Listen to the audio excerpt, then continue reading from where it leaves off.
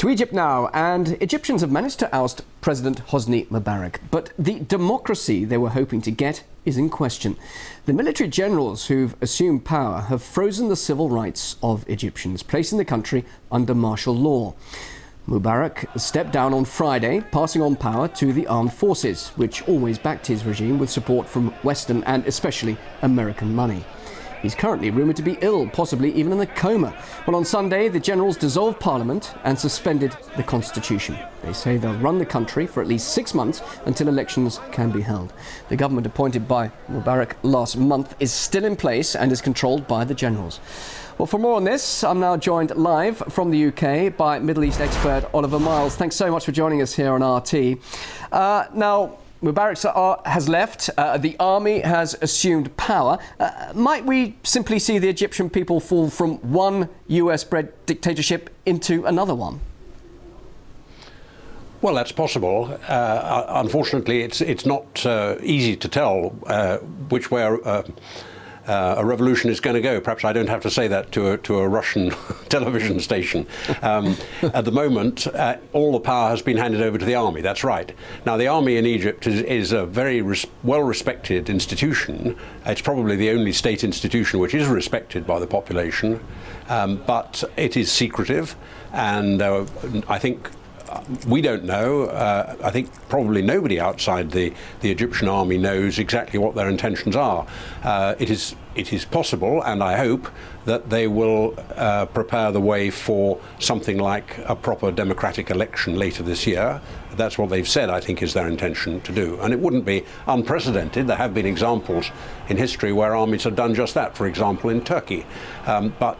Of course, there are plenty of other examples where revolutions have been hijacked by the military, so it's a wait and see at the moment. But the Egyptian army, heavily supported by the US, and you said in a recent article in the UK's independent newspaper that Egypt must find its own way without Western interference. But the US determined the end of this regime by colluding with the Egyptian military in order to pave the way for the next phase of its future. So how could, do you think, Egypt really be independent to pursue its own fate away from Western influences, as you suggest it should?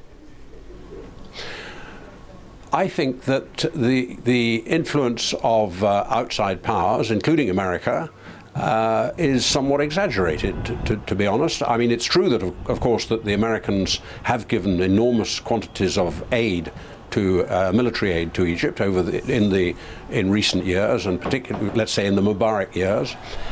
Most of that money has been spent on expensive equipment, most of it bought from America, aircraft, tanks, helicopters and so on, and electronic equipment and God knows what.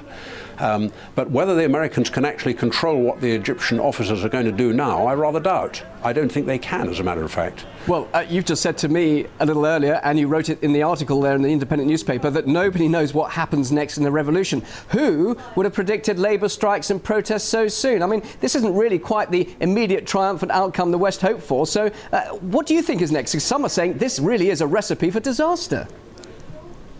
Well, it may be. It may well be. We know from bitter experience that revolutions can go terribly wrong. And the fact is that Egypt faces appalling problems, the same problems essentially that it was facing in the Mubarak years, the same problems that other countries in the region are also facing. Economic problems over rising food prices, unemployment, underemployment and so on, problems of corruption, problems of ingrained habits of brutality in the security forces. All these things can perhaps be put right, but they can't be put right overnight. What we need is to see which way the military are going to take Egypt, and that, for the moment, we don't know. And perhaps which way the people will take Egypt. I mean, it's quite significant, is it not, that this is really people power speaking and not really political extremism behind this particular revolution? Is that a positive thing that the Western world should be looking at as well? Yes, I think it is. I think that the way that the people have expressed themselves in Egypt is extremely heartwarming and encouraging, and I can understand why all my Egyptian friends are extremely happy with what has happened. But that doesn't mean they've solved all the problems. There are problems to come. I mentioned some of them. There are also foreign policy problems, which I haven't gone into. I mean, the whole business of the relationship with Israel is going to be very difficult to manage. You're talking about your Egyptian friends, and of course we know that you've had a lot of experience there in the Middle East. You've been a diplomat there in the region for many years. Just finally, do you think, though, the Western model of democracy would actually work in a place like Egypt, where we've seen stagnation, for 30 years? We've had that regime, and indeed Western democracy models working elsewhere apart from Egypt in the Middle East region. Could it actually work? Yes, I think I do believe it can work, but it can't be made to work overnight. It can't be made to work. It's more than a question of just having one election. You need to have a whole lot of components for a democracy to work decently. You've got to have an educated class, you've got to have media, you've got to have a civil society of sorts. Now, Egypt actually has got quite a lot of those things. Egypt is much better equipped to become a democracy than, I would say, any other country in the region. When I say in the region, I'm thinking of the Arab world in particular. I think, in a sense, Turkey is a model. You have a country there which has after a very long period, I mean, you've got to go right back to Ataturk's reforms of the 1920s and 30s. It's taken a long, long time, but in the end they have built something which I don't want to call it a Western democracy, I just call it a democracy. Just finally, it's so interesting to hear what you have to say. Mubarak's future, what happens to him next? Obviously, people calling for some sort of justice and his assets being frozen around the world. What happens to somebody like that after 30 years of such power? I imagine that some sort of deal was done. Now, I can't imagine that he went without getting some kind of conditional promises about what was going to happen to him. Essentially, I suppose, either he's dealt with by the mob, in which case he wouldn't last long, or he's dealt with it by some judicial process inside Egypt, which might see him sent to prison for crimes committed during his regime, or he might be acquitted, depending on what kind of court is set up and what kind of charges are brought. And then, of course, there's the possibility of his going outside Egypt, as we saw with President Ben Ali of Tunisia, who went to Saudi Arabia.